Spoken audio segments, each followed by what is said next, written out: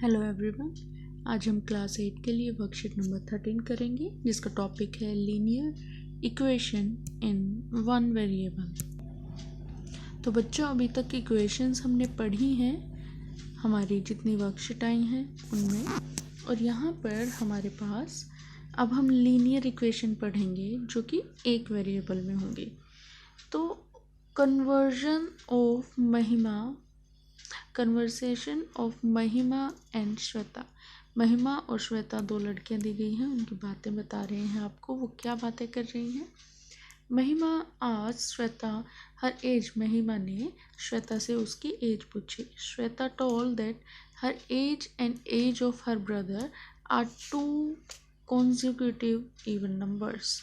वो कहती है कि श्वेता बताती है कि उसकी उम्र और उसके भाई की उम्र 2 consecutive even numbers हैं। whose sum is 30, जिनका सम क्या होता है 30 होता है। now you can guess how old I am।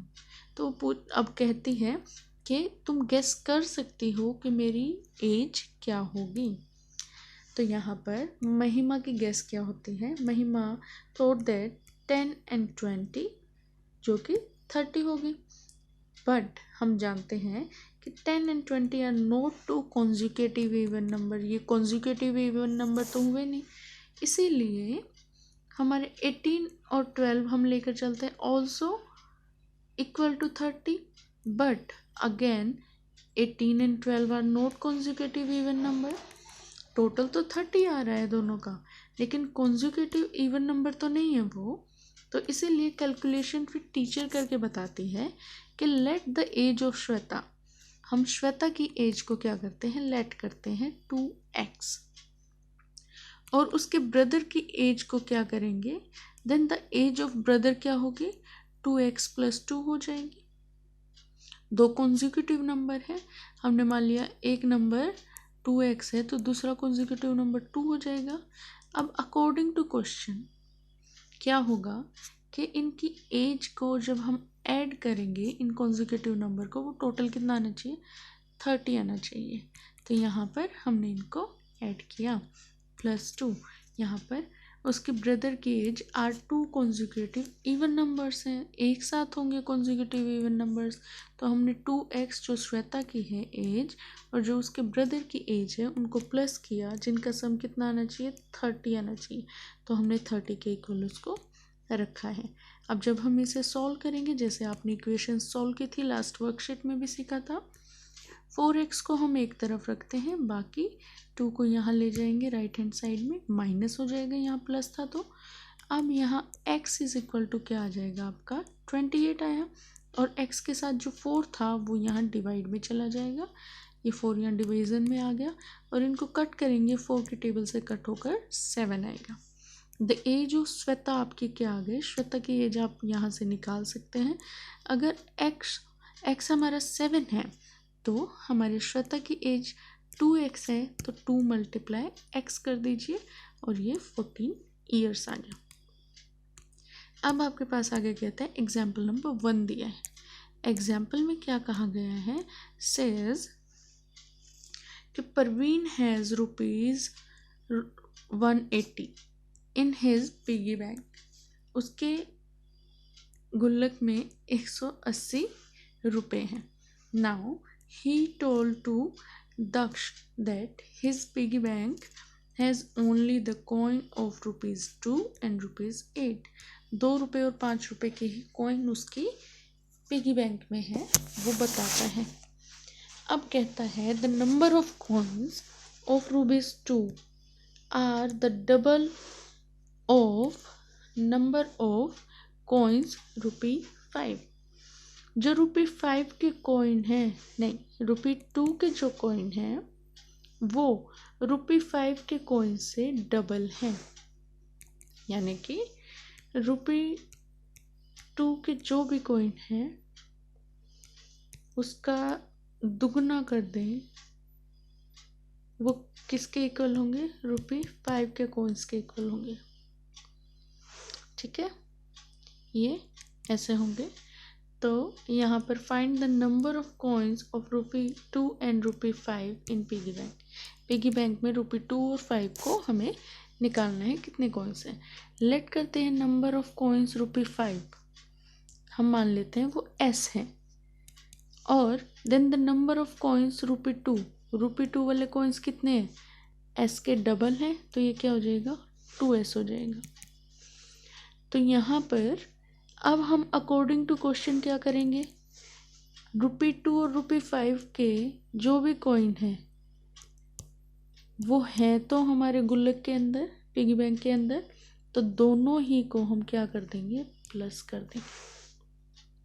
ठीक है, वो यही तो कहता है कि आपके जो कॉइन्स, यहाँ पर कहता है कि 5 के जो कॉइन्स हैं वो S मान लिए हमने, then the number of coins of ₹2 क्या हो गए पिगी बैंक में, इट विल बी 2S।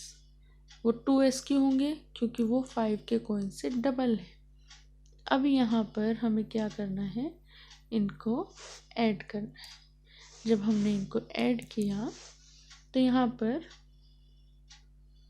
लिखा है साफ साफ, and the number of coins of ₹2 are double the number of coins of ₹5। ₹2 के कॉइन जो हैं वो ₹5 के डबल हैं। अब यहाँ पर इनको हमने क्या किया, ऐड कर लिया दोनों को, और ऐड करने के बाद ये 180 आता है, तो 9S आपके पास 180, S क्या हो जाएगा 180/9 आ गया, S इज इक्वल टू 20 आ गया। So the number of coins हमारे पास 2 जो ₹5 के हुए, S is equal to 20, number of coins ₹2 जो पिगी बैंक में है 2S इज इक्वल टू 2 × 20, यानी कि 40 आपका आंसर आ जाएगा। S की वैल्यू हम यहाँ पुट कर देंगे। नाउ आपको ये क्वेश्चन देता है जो आपको सॉल्व करना है खुद से। ये बोलता है कि हमारे पास Veena took an objective type examination in which there are 50 questions. Veena का एग्जाम हुआ जिसमें टोटल 50 क्वेश्चन थे, ऑब्जेक्टिव टाइप क्वेश्चन थे। इफ स्टूडेंट आंसर करेक्टली, अगर स्टूडेंट ने सही उत्तर दिए 4 marks will be given, and if answer incorrect 1 marks will be deducted।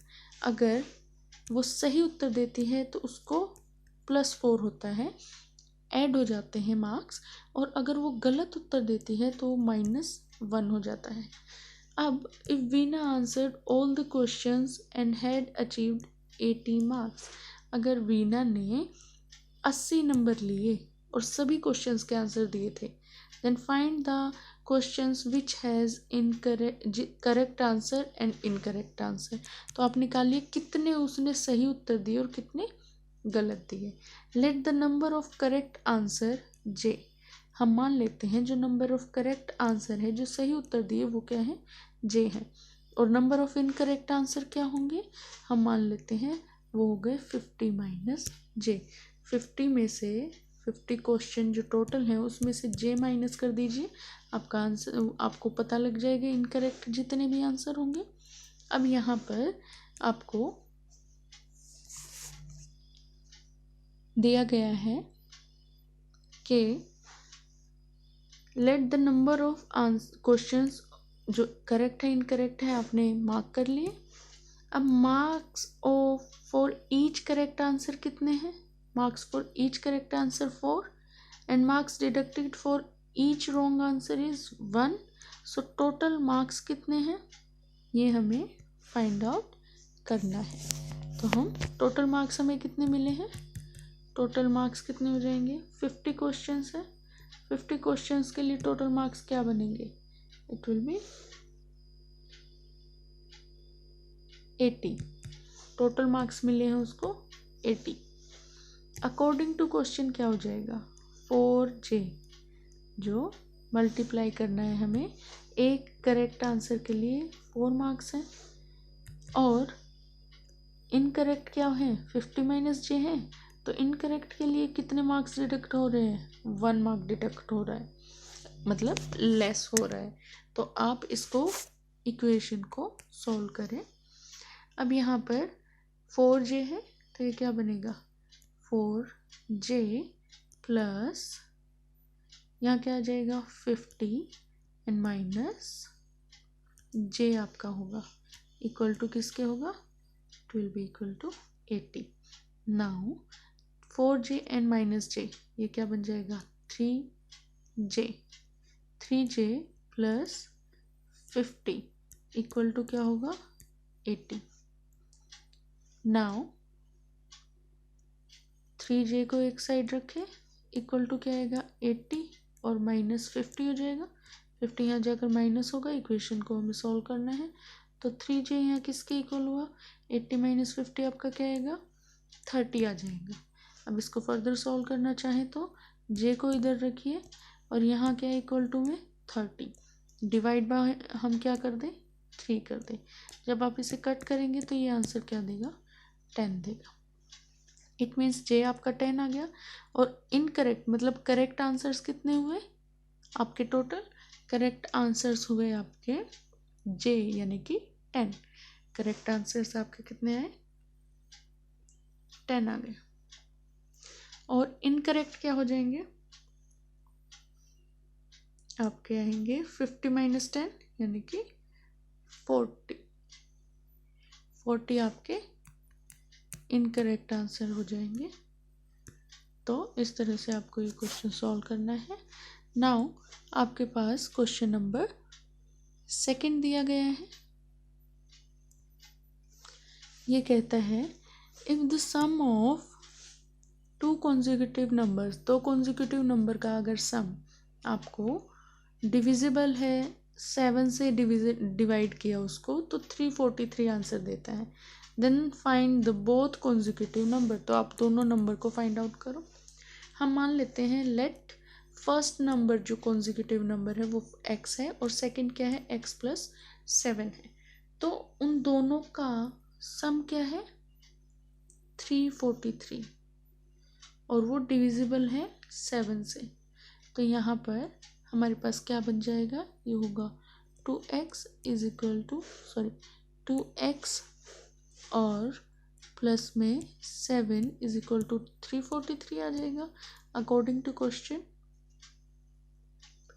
ये दोनों ही नंबर डिविजिबल बाय 7 है, डिवाइड बाय 7 है, तो हमने x प्लस 7 इसे रख लिया सेकेंड नंबर को ताकि वो डिविजिबल हो सके और इक्वल टू 343 है।